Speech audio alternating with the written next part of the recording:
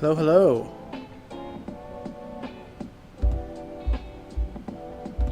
It feels so weird to be live streaming this early, y'all. There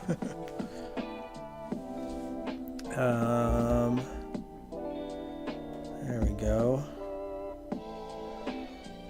Yeah, this weekend has been so much crazier than I thought it would be when we were last speaking on Wednesday.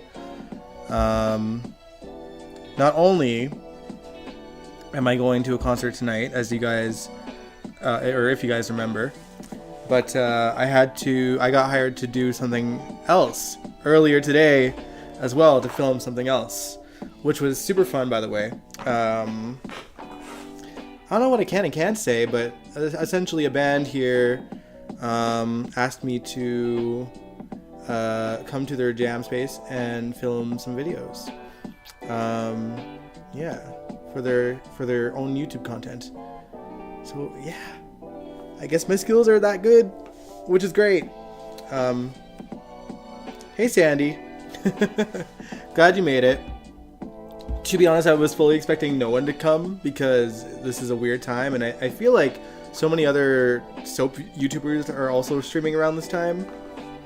So thank you for joining. But yeah, welcome to the General Hospital After Show again. I appreciate you if you've come to watch early, and if not, hey everyone that's watching later on. I'm not mad about it. I get it. I totally get it. But yeah. Oh, also weather update. It is snowing again because again we get full spring, and now we're getting big fluffy balls of snow. It is wet snow. So you know, it's not going to stay on the ground for very long, but still it is what it is. But yeah, you love this time, Sandy? Well, I appreciate that. I appreciate you, and anyone else that's watching, whether it's in silence live or later on tonight. But yeah, we'll get into things. I do have to go. I have to be done this within the hour, so we're probably gonna kind of plow through this as much as we can. So let's get into it. There is a lot to discuss. So this week we saw Brad and Lucas in Miami. They run into each other at a bar and start reminiscing about their past. And of course, the feelings, they take over and they go back to Lucas's hotel room to make love. First gay kiss in a minute, y'all. But Brad stops things from progressing pretty much because he has a crisis of conscience and wants to move forward with no secrets between them. He actually confesses that he's been holding something over Portia's head, and used the information that he knew about her to get days off here and there, and to get her to send him to this Miami medical convention that they're at. Naturally, this has Lucas backing all the way off and sending Brad right out the door, and Brad says that he'll always love Lucas no matter what. Truthfully, I saw this coming. I'm pretty sure I even said it on a stream that this is what was going to happen, but I didn't think it would happen this fast. So I'm so torn because I think in many ways Brad has definitely grown as a person, but old habits also seem to die hard for him.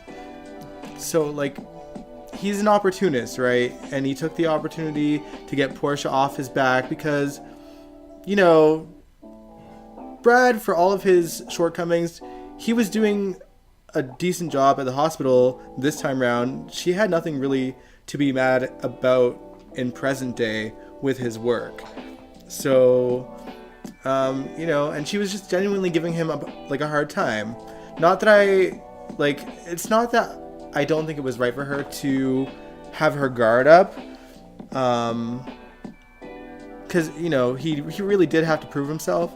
But, I don't know. In some ways, I kind of want to take Brad's side because it's like he did the work. And at the same time, with this blackmailing Portia thing, I can't blame him for wanting her to back off a bit because he's doing everything by the book. So I can't blame him for, doing what he had to do for someone that was kind of being unfair to him. But like I said, it's not that she shouldn't have had her guard up. It's just, I don't know, he wasn't doing anything. He wasn't doing anything wrong with his job. Everything was by the book. He was basically passing all the sort of tests with flying colors, and she was still giving him a hard time. So I don't know. That's how I feel on the matter. You guys can let me know in the comments, or if you're in the chat, how you feel about it, but that's just kind of my stance on things. Now, the bigger downside to this situation for Brad and for Lucas is that he also left out with Lucas that he gave information on Portia and what she did to his Aunt Stella. A little nugget that Brad left out for Lucas. So, Selena, she in turn is about to give that information to someone else.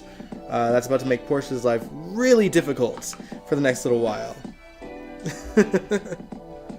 Sandy, you said Portia should tell Curtis everything. I think so too. So let's talk about that, because things have been quite nasty between Drew and Curtis lately, which is an understatement really, and Curtis has gotten the upper hand with the Esplanade. Is that what they call it? The Esplanade?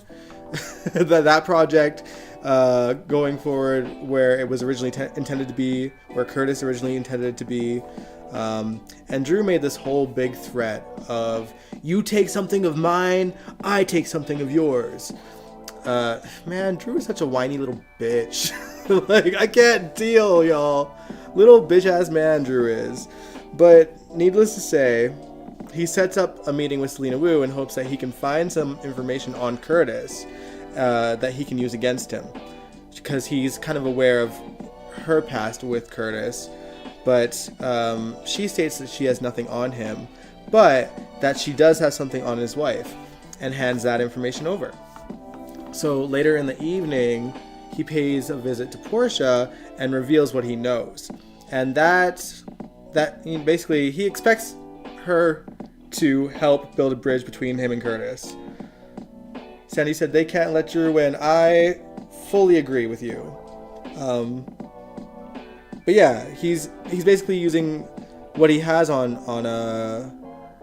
her to build a bridge between him and Curtis. And I'm sitting there like, wow, Drew, that's very Nina of you, because that's literally how their relationship started before all this stuff with Willow. But yeah, Portia freaks out and calls Ava and asks for her advice, whether, she should tell Curtis the truth about what she did or not. And she fears that if she tells Curtis the truth, he'll leave her for good. And I'm sitting here trying to rack my brain like, I don't get that, because surely not. Like, if he forgave you, Portia, the whole keeping his child a secret from him, he'll probably forgive you for trying to keep the woman who went after said child in prison by illegal means, because, she did it to protect her daughter. And especially since it didn't even pan out the way that she wanted it to anyway. Like, yeah, he'll probably be a little bit pissed that Drew has leverage on him now, but it's not exactly divorce my wife worthy sort of, news, and certainly in comparison in keeping his child away from him. But if anything, this ultimately just adds another notch to Drew's belt on how scummy of a person he is in the first place. Just another reason for Curtis to dislike him. She also tells Rick the truth, because Ava suggested she talk to her lawyer. And Rick says the same thing, like, maybe you should tell Drew, but he's also like, bide your time a little bit. Or no, Ava, I think, said that. Ava was like, bide your time a bit, make him think he's won, and then find a way out of it. But I don't know. Hey, Missy Jones, you said Drew blackmailing Portia with that smug look on his face was just awful. I agree. You said, yeah, Portia's reasons for not telling Curtis the truth are so flimsy. Yeah, like it's giving lazy writing, because it doesn't logically make sense that she thinks that Curtis will divorce her over this. No, he'll be more pissed that Drew is blackmailing his wife to get to him when all Portia was trying to do was protect her daughter from a serial killer who, like, you know, on her best day, while her sort of, what was it? Whatever poisoning Heather had did kind of help escalate the murders that she committed. Like, she's not fully a sane person, you know what I mean? Like, she never was. She never was. Long before whatever hip injury and metal poison she got that got her to go a little bit crazier. Like, she was already crazy. Sandy said, Selena Wu wants the Savoy. That is true. That is true. But yeah, like I said, this if anything just adds another lie to Drew's belt of lies, and sort of misgivings, and you know it's another secret he's keeping from Willow too. So let's talk about Willow. She announced to Carly and Nina this week that she will be moving into Drew's place. Carly and Nina kind of had like a good cop, bad cop thing going between them. Because Carly and Nina already saw the writings on the wall that she was probably going to move in with Drew. And Carly was the bad cop in the situation, telling her that if she moves Michael's kids in with Drew, she's starting a war. And Willow covered her ears and went la la la and walked away, basically, metaphorically, you know. But she may as well have. Just anytime anyone tries to warn her about who Drew is, it just goes over her head, and she thinks everyone's crazy for it. Hey, Angel, how you doing? Thanks for coming. All right, let's talk about Carly and Jack. Not, you know, so because like Carly, while she has her reasons to hate Drew, she can't really judge. She's no expert on love. But, you know, she blindly followed Sunny for like years and years and years into the abyss. And she's, you know, and due to the mob violence, Michael's been shot in the head and burned in a penthouse because of this guy. And we can't forget that his mob dealings indirectly resulted in Morgan getting killed as well. So, you know, that's the man that she blindly followed for years. And even though she hasn't been with him for many years, like, the ramifications are still continuing on to this day. So now, though, she's in this weird situationship with a WSB agent. She does have her reservations, especially when an old fling ran into him at the Metro Court, and he didn't introduce Carly as anything more than the owner of the 5-star hotel that they're standing in. I mean, it's a little funny. It's a little bit funny. She's kind of been living in a fantasy world about who this man is, Jack, the whole time, because he's just been so nice to her, right?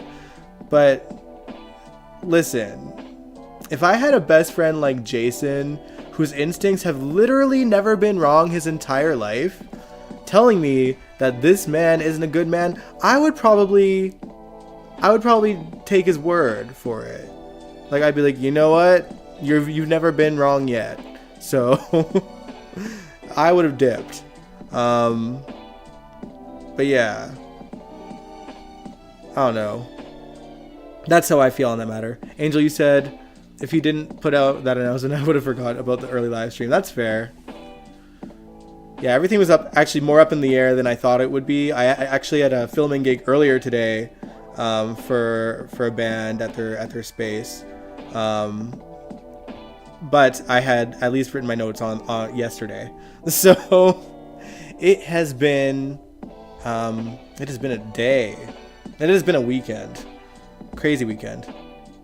Carly isn't afraid of danger, so yeah, that's true. I'm just saying she just has no room to judge in terms of like blindly following a man into the abyss, just like Willow is with Drew. Not that I condone Willow and Drew's relationship, but like, it's crazy. Sandy said, why is Drew still out of the Metro Court? Carly bar him for life. I think Carly is just like too much of a professional to do it because of his connections. Like, it could prevent businesses from happening in the Metro Court. She's trying to think as a business lady for now. But yeah, also in regards to Carly, when it comes to Jack, like, it's not just Jason warning her. Felicia and Anna, who have spent their fair share of decades dealing with men from the WSB, have also been warning her. All this, and she doesn't even know that Jack recruited her daughter to become a WSB agent either. Like, it's like, dang, Carly, you're being duped as well. Missy, you said, I think Willow will be pregnant by the time she sees Drew for who he really is. God, I hope not. It's gonna be such a mess. I hope not. Lord. Oh, man. But let's talk about Jocelyn, since we kind of brought her up. We finally got a glimpse of where Jocelyn was whisked off to for her training, and she's been training with this new pretty boy, and she's already kicked him in the nuts. Not before he knocked her on her ass a couple of times, though. Or I should say the stunt doubles. The shots of the stunt doubles, like, it's so obvious. They were so bad.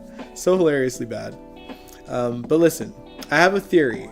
And I have nothing to really base this off of beyond what this guy looks like, his personality, and a flashback. But hear me out.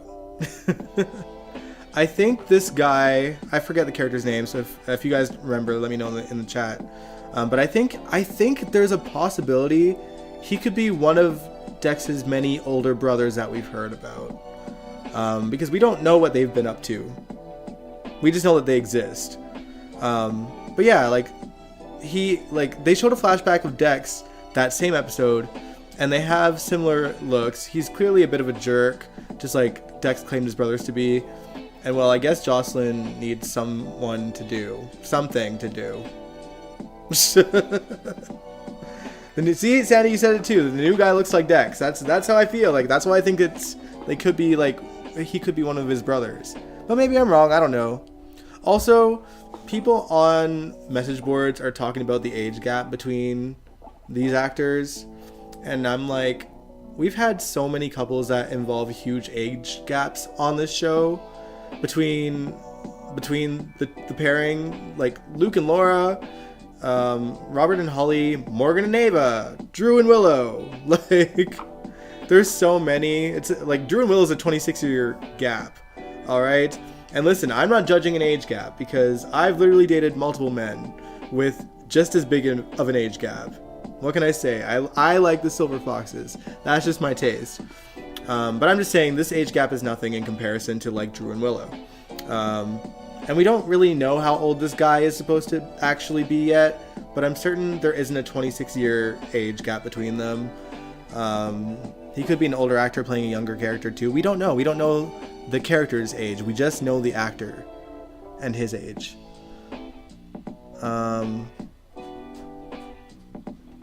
Angel, you said to unalive Dex and have Joss hook up with his brother is so tacky.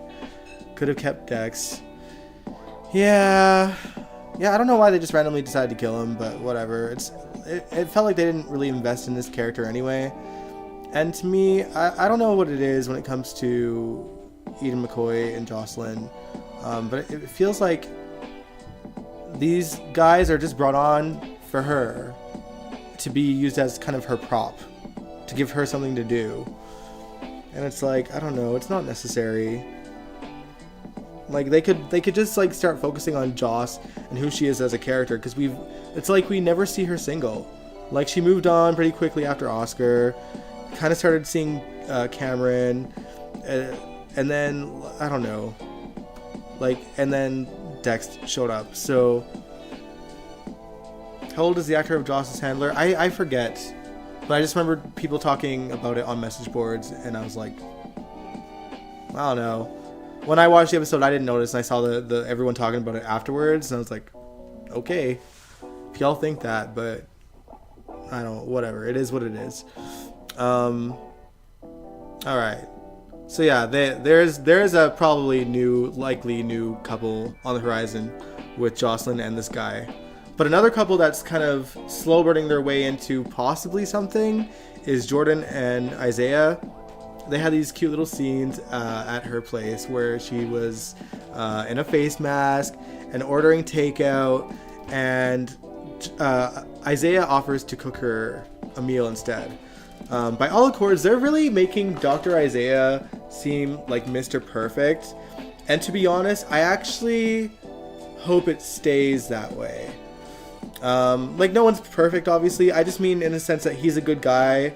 So far, he doesn't appear to have a hidden agenda. I don't want there to be one. Like, I don't want any weird, shady things. Not all characters need, like, a shady, morally gray past to be a leading character. I think the actor that plays Isaiah has a lot of charisma. So, like, he's good standing on his own. He's a good actor. He's got a presence about him where he seems to have chemistry with virtually everyone he interacts with on screen, from Lucky being his bestie to his new friendship with Elizabeth and even Willow. And, you know, obviously there's the relationship building with Jordan. And they had him interacting quite well with James this week as well. So apparently James is a little daredevil and went sledding off his roof and broke his arm on Felicia's watch. I don't necessarily understand the point of that scene. Like, I don't know if there's anything more to it, or like it just kind of felt like fluff. So I don't know. It was weird. Sandy said Isaiah can cook for me any day. Preach. I agree. That man is fine. But yeah, James also got to meet super famous college football guy Kai, who's having a meeting with Drew about some plan that he has for a new child's wing in the hospital, I guess. And Drew is seeking out help from celebrities. Tread carefully, Kai. Tread carefully. Alright, now let's kind of get into the bigger stories. Angel, you said they are doing with Isaiah that they could have done with TJ, minus dating Jordan. Yeah, like, it feels like they were really, like, when TJ was officially brought on as a contract player, it felt like they were actually investing in him the first few months of it, and then it just kind of depleted. And now he's just vanished into thin air altogether. And no one's even talking about where he's been, what he's up to. Presumably he could just be on the other side of the hospital and just not mentioned. Sandy says, I love little James. Where's Leo? Yeah, it's been a minute since we've seen Leo. They did talk about him this week, but it's been a minute. But yeah, let's talk about Lulu. She's been very busy this week. She recruited Spinelli to help her get into Valentine's old place to search for clues about where Charlotte might be, of course. While they were there, Sunny and Lucy showed up because Lucy was offering Valentine's place to Sunny because Sunny's looking for a new place to live because his, penthouse went boom. But, Lucy mentions while they're there, and by the way, Lulu and Spinelli hid in a corner, just so we know, just so you're all caught up here. So Lulu and Spinelli hid while Lucy and Sunny were conversing in the living room. And Lucy mentioned to Sunny that Martin was still in touch with Valentine. Now, I'm not sure if this is true or not. Like, the vibe that I got was that Lucy was just trying to lie to Sunny about Valentine and Martin being in contact just to get the sale, I can see Lucy doing that tactic, and that's the vibe I got from that. Hell, I'm actually even convinced that Sunny probably knew Lulu and Spinelli were there, just because at one point he was like, now what's in this room? Like, he said it like almost like he knew someone was hiding there. I feel like he knew. Maybe we'll learn that later, but maybe not. Who knows? But yeah, needless to say, Lulu heads over to the Metro Court to sneak into Martin's hotel room to look for proof that he's in touch with Valentine. Maxie spotted her on her way in there, and Lulu was disguised as like a maid doing housekeeping. And she agrees to help Lulu by keeping watch outside. Martin actually shows up, and Maxie keeps him distracted and takes him down to the restaurant. Lulu finds 0 clues on Charlotte, but she does find his notes that state that Brooklyn and Dante had a baby that Dante doesn't know about. And then she got confirmation by conning Cody into telling the truth, which I gotta give props. That's such a like classic Lulu move. And she had a good poker face. Like she duped him, and it didn't seem fake. Like anytime they tried to have like Emmy Ryland play a smart version of Lulu, it just didn't seem authentic. This one just seemed like Lulu was having a normal conversation with anybody, but we just knew otherwise. So yeah, I appreciated that. Again, I'm enjoying Alexa's portrayal as Lulu, even though, you know, she kind of is getting into people's business this week. But yeah, so after getting the confirmation from Cody, she seeks out Carly's advice the next day, and Carly actually cautions her to stay out of it because she's thinking about their child, what he knows or doesn't know, because she's been that child in the situation as well. And she also knows that Bobby's reasons for giving her up as a child were legitimate, and she tells Lulu that she just thought that she was doing what was best for her child at the time, and that perhaps Brooklyn was doing the same. And you know, she just tells Lulu glass houses because Lulu once did what she thought was best for her unborn child at the time, and had an abortion because she didn't want to bring a child into the world that would one day find out that they were unwanted like she thought she was at the time. And as someone who watched Julie Berman's Lulu from the beginning and saw essentially all the storylines that she had as a teen going into adulthood, I don't think anything else would have made sense at that time. Because she legitimately grew up thinking that Luke didn't want her because he was never around, and she was constantly bounced from between Leslie's place and the Quartermain mansion, where he would spend half the year out of town anyway, and Laura was still in a catatonic state through most of this. So she basically had no real parents through most of her adolescence, and she was bitter and jaded about it and constantly acting out. And so, but at the same time, that pregnancy made her vulnerable. She didn't mean to get pregnant. There were some faulty ELQ branded condoms that did not work. And again, she had a lot of trauma from her childhood, just from having no real parental figures in her life, and she felt like she wasn't wanted by her dad. So, like, I couldn't blame her for her choice.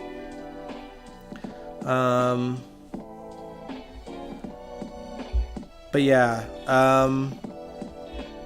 and Lulu now, despite having Laura in her life, is still acting out because she was seeing red by the time she and Brooklyn end up in the same room again, and was ready to drop the bomb even in front of Dante. But he was dealing with other things that we'll get into a little bit later, and he left the mansion. So Lulu then confronted Brooklyn in a bedroom upstairs, and there's a lot of confusion because Lulu had assumed that Martin was Brooklyn's lawyer, and Martin's notes had confirmed that the baby was a boy, whereas Brooklyn had no idea what the gender of her baby was. So things got really emotionally heavy for Brooklyn, and Lulu was like, wow, I almost would buy that if I didn't know the truth. And Brooklyn was just like, I did not know. I do not have a lawyer. I never knew what the gender of my baby was. I don't know what's going on. And Lulu, who finally felt a little bad here, did tell her that maybe Lois hired him, because at one point Lois was actually outside the door of the room when Lulu was in there looking for things to help her find Charlotte. So she was kind of putting two and two together there. Now Brooklyn, like, she probably doesn't know what to think at this point, but I do hope that she just rips off the band-aid and tells Dante the truth herself, and then hopefully Lois will be honest to Brooklyn and just tell her that her baby is down the hall, since you know it's Geo.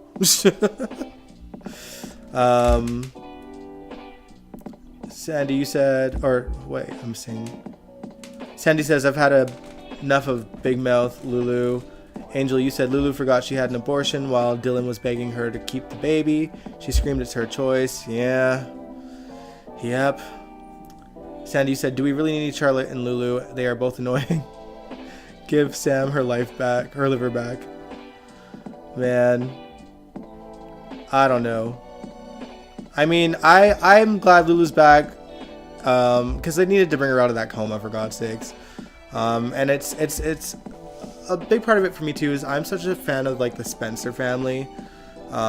It's felt so weird for like all these years that they've not really been represented well on the show. Like, yeah, Carly talks about being a Spencer and Jocelyn is because of that, but I think we've spent so many years kind of having Carly not really acknowledge her Spencer past that often, that she doesn't ring as like a true Spencer in the sense of like the Lulu, the Luke, the Lucky, the Laura, the Bobby, you know, like when they were all around.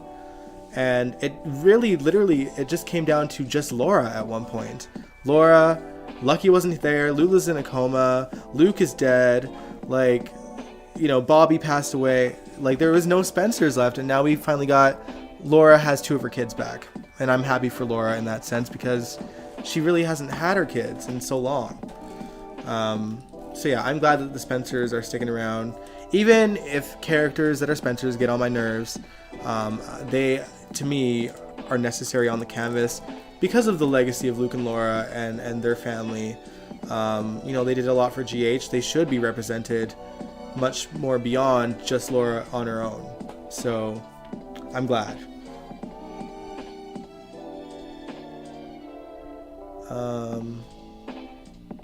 That's why I'm liking Beyond the Gates a little more than GH. It's not winning me over, Kaiwan. Like, I watched Friday's episode and I don't know, I don't see me continuing watching it, to be honest. Alright, let's talk about tracking down Charlotte, though. So, with Lulu busy meddling in Dante and Brooklyn's lives, that leads someone else taking charge of the search for Charlotte. Anna was getting anxious and wants Jason's help again to double down on the search for Charlotte. Conveniently, at the same time, Rocco happened to get another text from Charlotte in front of Danny, who took it upon himself to tell Jason, which Rocco was not too happy about, and they kind of got into it about it. But Jason ran to Anna with their lead. I forget where Charlotte was, but she did disclose her location. Personally, I think it might have been Valentine that texted Rocco, come to think of it. Because I feel like, well, first of all, in the preview for tomorrow's episode, we do see Valentine tell Charlotte, like, I think it's time for you to go. So I'm thinking that he kind of texted so that Rocco would in turn tell, you know, his parents, was probably what he assumed. So Valentine will likely be in shock when he sees that it's Jason and Anna ending up where they are tomorrow. Angel, you said Lulu just needs to get off BLQ's case. Still mad about BLQ, but not Carly that hired her. Yeah, that's true. Angel, you said, did you see Kevin on the Gates? I did. John Lindstrom, I did see his character on there. He's given villain. He's seemed very Ryan-esque. Not that I think that this character that he's playing is a serial killer, but he's just clearly a shady man. But we'll see how that pans out, I guess. I just don't see me watching fully anymore. It's not holding me. I wish it was. It's not holding me. But yeah, let's move on though and quickly talk about Gio. He's sort of been flip-flopping on and off on Tracy's good side a little bit, or maybe that's how he perceives it. I think she genuinely likes Gio. I really do. And I think that she wants what's best for him. And it's probably because she sees that Brooklyn cares about Gio so much, so she in turn does too. But this week he found himself in between a rock and a hard place when Sunny opened up a trust fund for Gio's education and needed Gio to sign off. And Tracy was like, not gonna happen. After squabbling and Tracy listing off the scummy things that Sunny's done in his life, Gio basically guiltily signs the paperwork because he just doesn't want Sunny treated like that. And I think Sunny got the sense of that. Later, Lois drops by Sunny's new place and apologizes to him on Tracy's behalf. Not that she was going to give it.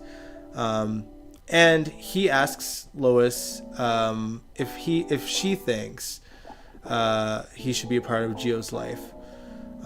Sonny might be stubborn, but he's no dummy. Like, both of his sons literally got burnt to a crisp just by associating with him. So he does have valid concerns about people he cares about staying in his life and him not keeping so distant from them. Especially now. But yeah, Lois obviously wants Sonny to have a role in his grandson's life, even though he has no idea that's his grandson. Carly was there for some of this conversation, by the way. And keep in mind that she knows Brooklyn and Dante have a child together, so she was just kind of quietly observing their conversation. Like, you know, just to see who knows what. Probably trying to see if Sonny knew the truth that, you know, he has a grandchild, which he doesn't. Lois and Ned also got into it about Sonny as well. Lois has always had loyalty towards Sonny for decades, dating all the way back to their Bensonhurst days, long before either character was on General Hospital. But I wonder how broken the bond will be once Sonny learns that Lois kept his grandson from him. I don't know. I think this is going to be one hell of an arc for, like, the sort of Sorello-Corinthos friendship. Because even when things got bad in the 90s, like, they still kind of made up and still had each other's backs for a lot of things. So we'll see. Time will tell.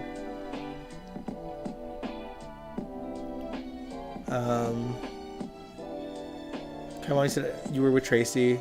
Yeah, like, I totally get Tracy's concern. I think in some ways Tracy's probably just always loves to stick it to Sonny. But her concerns are valid.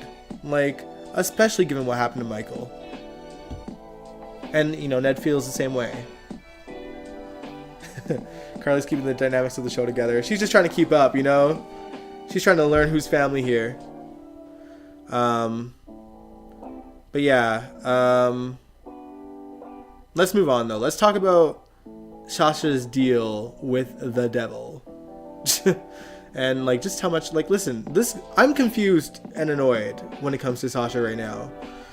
Let's talk about why. Okay, so Sidwell pays her a visit, saying he means no harm, of course, but instead, and he has an offer for her.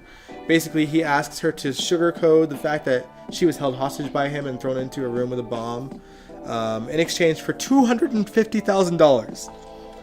Jason shows up, and he threatens him and takes him out of the house before Sasha could give an answer. And he takes Sidwell to the pier, by the way, and asks him point blank, straight up, if he sent the firebomb against Sonny. And Sidwell denies it, and Jason believes him. And again, Jason has good instincts, like I said earlier. So I'm inclined to think he's probably right. But do we think it's someone we know? Or someone we've yet to meet? For me, I feel like it's might be someone we know. For some reason, I think I'm leaning towards Valentine, just because why would they make this effort of sort of making Sidwell Sonny's rival in a lot of ways? If there's just some other new big bad out there, you know what I mean? And at some point, they're gonna have to wrap Valentine's storyline, because I don't know what the actor's up to, but he doesn't seem to be able to commit to GH anymore. Hey Nathan. Yeah, I told the chat on Wednesday that we'd be streaming early today because I have a concert to go to that happens exactly when I'm usually live streaming for you guys. So that is why we're on early. But yeah, I don't know. My guess is Valentine, but I don't know what Valentine's motives to killing Sonny would be either. So I don't know. That's just my best guess at this point. I just don't think it's going to be a new person. Maybe it's Selena Wu. I don't know. Anyway, soon after, Sasha calls Sidwell and says that she'll take the deal. Can someone explain to me, like I am 5 years old, why she's willing and able to take money from this criminal who not only tried to kill her, but like is gunning for her mother and refused to take it from another criminal again, but someone who's genuinely trying to offer help instead of doing something that's in it for him. You know what I mean? Like, make it make sense to me, y'all. Like, Jason's like, I will give you money so that you can go and do whatever you want and raise your baby, and I'm just here for help if you need it. Meanwhile, Sidwell's like, can you please tell people that I'm not a psychopath that tried to blow you up because I couldn't find your mom? Like, that's who she's taking money from instead. Like, you could have just asked Jason for $250,000 and he would have just been like, here. And she'll be like, what do you want in return? And he'd be like, nothing. Just like, take care of yourself. That's what would have gone down. Like, it doesn't make any sense. It's so annoying. Like, I don't know. Now, you know, now she's just indebted to this guy who's gunning for her mother instead of a guy that's just trying to help you keep your baby's father a secret. So, I don't know. It don't make sense. Bringing back Valentine is a waste of time unless they're going to kill him off. I'd be down for them killing him off. Just saying. Oh, man. Like, the only time I ever truly liked Valentine's character is when we didn't see him. Like, when we didn't see him before they brought him on as a character. That we knew he existed. We knew Helena was genuinely scared of him. He was poisoning her. He had Luke kidnapped. There was this whole thing in 2009, and it all got dropped for James Franco. And to this day, I am bitter about it. And now we got this weird cockamamie version that Frank Valentini and Ron Carlivati created. Like, I was stoked when they first brought him on, and then they just made him this, like, I don't even know. This guy who wasn't scary, but just, like, scary looking, apparently, in his adolescence, because he had a hunchback or whatever it was.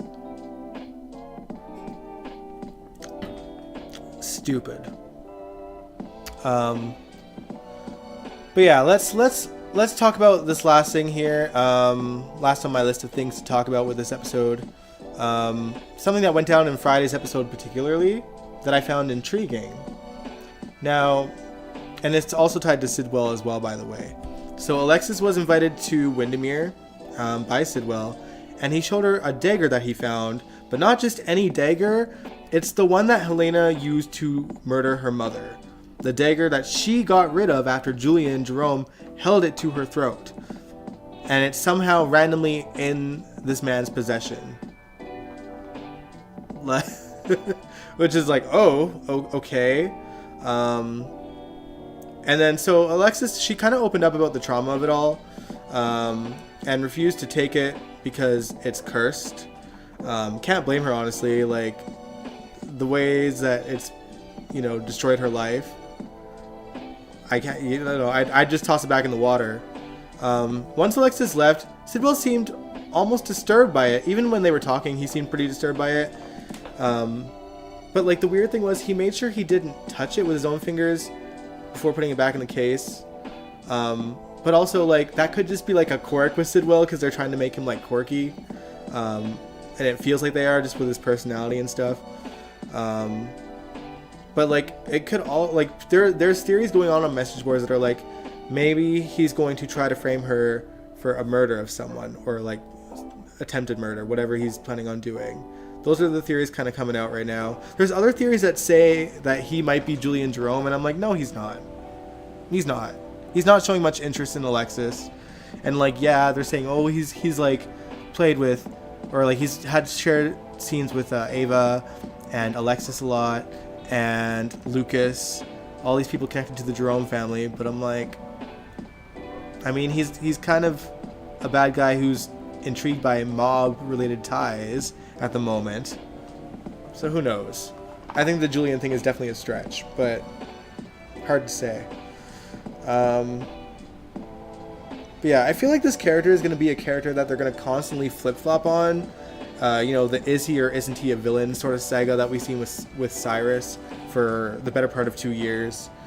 And it's frustrating because whenever that happens, and it seems to be a frequent thing on the show, where they don't want to fully lean into one way or the other, and it just feels like they don't know what to do with the character. It doesn't come off as like mysterious and like gotta keep us guessing. It comes off as like, I don't even think y'all know who this character is, and you're just kind of biding your time until their contract is up so they can figure out where to end things with this character. So that's the vibe I'm getting with Sidwell, that they're playing this game of is he or isn't he with us. But yeah, and it's always, you ever notice that it's always like after they do like one of the most heinous things that you shouldn't be able to come back from, that they try to backtrack it a little bit just to keep them on longer. It's like what they did that with Franco as well. They tried to do that with Peter August, and then they just leaned into the full villain thing, and then they leaned into Cyrus's full villain thing. Franco didn't get the full villain treatment, but his rewrites were flimsy all the time. Oh, you think Sidwell is Helena's nephew? So like Helena's, but that, I mean, maybe. Does Helena have like a sister or brother? Do we know? I'm blanking on the Cassadine sort of family tree because there's so many of them. But yeah, that's all the notes that I had on today's episode, y'all. I have nothing more to say. It wasn't a bad week on GH, but it wasn't great. I don't know. You guys know I've been watching Beyond the Gates too. Again, I don't know. It's not pulling me in. The acting kind of plays a bit of a part of that when it comes to the character of Danny. I just don't know. I'm not into it, and I hate that I'm not into it.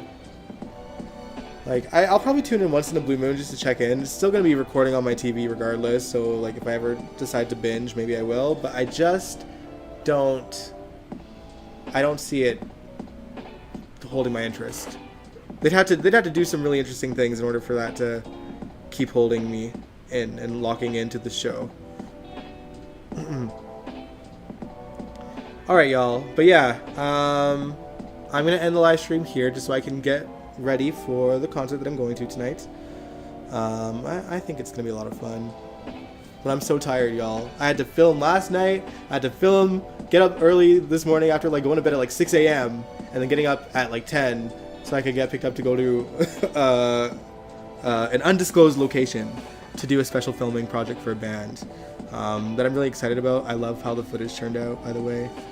But y'all won't see it until it goes on their channels. It's not something I can post. But yeah, it was pretty cool. And then I'm going to this concert just for funsies and to kind of give props to the band that beat down the Nazi that showed up at their show. Give that band their flowers while they're still doing their thing, you know? But yeah, for those that caught the live stream, thank you so much. I know that it's unusual for us to be live streaming this early. I tried to give you all a warning. You know, I told you all on Wednesday, and I made a post about it an hour before that I'd be going live. So if you're not, you know, always keeping up with the show, at least hit the notification bell so you can see my community posts. And then I always try to give a bit of a heads up for any changes in the schedule. Otherwise, we're typically Sundays 8:30 p.m. Mountain Time and Wednesdays 8:30 p.m. Mountain Time. Also, we went forward an hour in terms of like, it's, you know, the daylight savings times this morning, and so that just gave me one less hour of sleep as well. So I'm tired, but I'm very thankful that I've been booked and busy, y'all, you know? We love that. But yeah, thanks so much for tuning in, everyone. I will see you guys this Wednesday. We're either hanging out or we're gonna watch the classic thing. I usually try to I might have an idea for like a throwback that we'll watch, but I'll keep you guys guessing. And I think I'm locking in on my idea. But it does tie into stories that we've talked about today in this recap, and history. So you can kind of guess from that. I ain't gonna tell you. You can leave it in the comments after the live stream is done if you have guesses. But otherwise, you'll find out on Wednesday what we'll be reacting to. And for now, if you like this live stream, give it a big old thumbs up, subscribe if you want to, and I will catch you guys this Wednesday. Peace out, good night.